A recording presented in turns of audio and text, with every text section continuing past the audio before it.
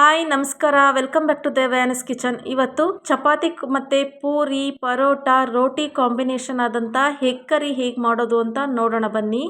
ಒಂದು ಕಡಾಯಿನ ಒಲೆ ಮೇಲಿಟ್ಕೊಂಡು ಅದಕ್ಕೆ ಒಂದು 3 ಸ್ಪೂನ್ ಆಗುವಷ್ಟು ಆಯಿಲ್ ಹಾಕ್ಬಿಟ್ಟು ಸಣ್ಣದಾಗಿ ಹೆಚ್ಚಿಟ್ಕೊಂಡಿರುವಂಥ ಒಂದು 2 ಈರುಳ್ಳಿನ ಹಾಕಿ ಚೆನ್ನಾಗಿ ಫ್ರೈ ಮಾಡಿ, ಅದು ಫ್ರೈ ಆಗ್ತಿದೆ ಅನ್ನುವಾಗಲೇ ಒಂದು 2ರಿಂದ 3 ಸ್ಪೂನ್ ಆಗುವಷ್ಟು ಕಸೂರಿ ಮೇಥಿನೂ ಕೂಡ ಆ್ಯಡ್ ಮಾಡಿ ಒಂದು ಸಲ ಮಿಕ್ಸ್ ಮಾಡಿ ಲೋ ಫ್ಲೇಮಲ್ಲೇ ಅದನ್ನು ಫ್ರೈ ಆಗೋಕ್ಕೆ ಬಿಡಬೇಕಾಗತ್ತೆ.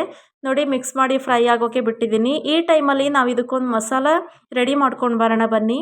ಒಂದು ಮಿಕ್ಸಿ ಜಾರ್ಗೆ ಒಂದು 5 ಸ್ಪೂನ್ ಆಗೋವಷ್ಟು ಕಾಯಿನ ಹಾಕ್ಕೊಂಡು ಸ್ವಲ್ಪ ಜೀರಿಗೆ, ಅದಕ್ಕೆ ಒಂದು ಅರ್ಧ ಇಂಚ್ ಆಗೋವಷ್ಟು ಶುಂಠಿ, ಒಂದು 10ರಿಂದ 15 ಬೆಳ್ಳುಳ್ಳಿ ಎಸಳು ಮತ್ತು ಹಸಿರು ಮೆಣಸಿನ್ಕಾಯಿ ಒಂದು 4 ಮತ್ತು ಕೊತ್ತಂಬರಿನ ಒಂದು ಅರ್ಧ ಹಿಡಿ ಆಗೋವಷ್ಟು ತೊಗೊಂಡು ಒಂದು ಅರ್ಧ ಇಂಚು ಶುಂಠಿ ಮತ್ತು ಒಂದು 4 ಲವಂಗ ಆ್ಯಡ್ ಮಾಡಿಕೊಂಡು ಸ್ವಲ್ಪ ನೀರು ಹಾಕಿ ರುಬ್ಕೊಂಡು ಬನ್ನಿ. ನೋಡಿ, ಅದಕ್ಕೆ ರುಬ್ಕೊಂಡು ಬಂದಿದ್ದೀನಿ ನಾನು. ಈಗ ಒಲೆ ಮೇಲೆ ಇಟ್ಟಿದ್ವಲ್ಲ ನಾವು ಕಡಾಯಿಯಲ್ಲಿ, ಅದು ಈರುಳ್ಳಿ ಇದೆಲ್ಲ ನೀಟಾಗಿ ಫ್ರೈ ಆಗಿರುತ್ತೆ. ಇವಾಗ ಅದಕ್ಕೆ ಇದನ್ನು ಮಿಕ್ಸ್ ಮಾಡಿಕೊಂಡು ಮೀಡಿಯಮ್ ಫ್ಲೇಮಲ್ಲಿ ಇಟ್ಕೊಂಡು ನೀಟಾಗಿ ಫ್ರೈ ಮಾಡ್ಕೊಳ್ಳಿ.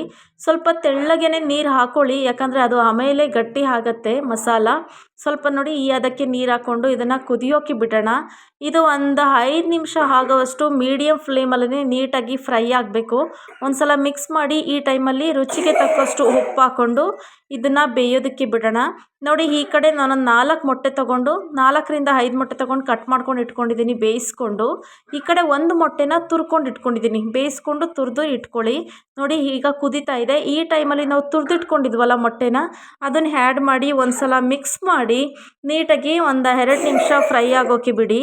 ನೋಡಿ, ಮಿಕ್ಸ್ ಮಾಡಿ ಒಂದು 2 ನಿಮಿಷ ಫ್ರೈ ಆದಮೇಲೆ ಈ ಕಟ್ ಮಾಡಿ ಇಟ್ಕೊಂಡಿದ್ನಲ್ಲ ಬೇಯಿಸಿರೋ ಮೊಟ್ಟೆನ, ಅದನ್ನು ಕೂಡ ಆ್ಯಡ್ ಮಾಡಿಕೊಂಡು ಒಂದು ಸಲ ಮಿಕ್ಸ್ ಮಾಡಿ ಒಂದು 2 ನಿಮಿಷ ಅದನ್ನು ಮೀಡಿಯಮ್ ಫ್ಲೇಮಲ್ಲೇ ಕುದಿಯೋಕ್ಕೆ ಬಿಡಿ.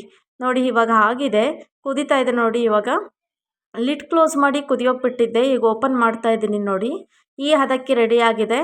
ಈಗ ನೋಡಿ, ಎಣ್ಣೆ ಎಷ್ಟು ಚೆನ್ನಾಗಿ ಬಿಟ್ಕೊಂಡಿದೆಯಲ್ಲ, ಈ ಹದಕ್ಕೆ ರೆಡಿ ಆದಮೇಲೆ ಫ್ಲೇಮ್ನ ಆಫ್ ಮಾಡ್ಕೋಬೇಕಾಗತ್ತೆ. ಎಣ್ಣೆ ಎಲ್ಲ ಬಿಟ್ಕೊಂಡು ನೀಟಾಗಿ ಮಸಾಲ ಎಲ್ಲ ಮೊಟ್ಟೆಗೆ ಕೋಟಿಂಗ್ ಆಗಿ ನೀಟಾಗಿ ಫ್ರೈ ಆಗಿರಬೇಕು. ಮತ್ತು ಮಸಾಲ ಕೂಡ ತೆಳ್ಳಗಿತ್ತಲ್ಲ, ಅದು ಪೂರ್ತಿ ಗಟ್ಟಿಯಾಗಿರಬೇಕು. ಆಗ ರೆಡಿಯಾಗಿದೆ ಅಂತ. ಇವಾಗ ನಾನು ಚಪಾತಿ ಜೊತೆ ಸರ್ವ್ ಮಾಡ್ಕೋತಾ ಇದ್ದೀನಿ. ನೀವೊಂದು ಸಲ ಟ್ರೈ ಮಾಡಿ, ತುಂಬ ಚೆನ್ನಾಗಿ ಬರುತ್ತೆ. ಹೇಗೆ ಬಂತು ಅಂತ ಕಮೆಂಟ್ ಮಾಡಿ, ಲೈಕ್ ಮಾಡಿ, ಸಬ್ಸ್ಕ್ರೈಬ್ ಮಾಡ್ಕೊಳ್ಳಿ. ಇಂಥ ಟೇಸ್ಟಿ ರೆಸಿಪೀಸ್ಗೋಸ್ಕರ ದೇವಯಾನಿ ಕಿಚನ್ನ ಸಬ್ಸ್ಕ್ರೈಬ್ ಮಾಡ್ಕೊಳ್ಳಿ. ತುಂಬ ಧನ್ಯವಾದಗಳು.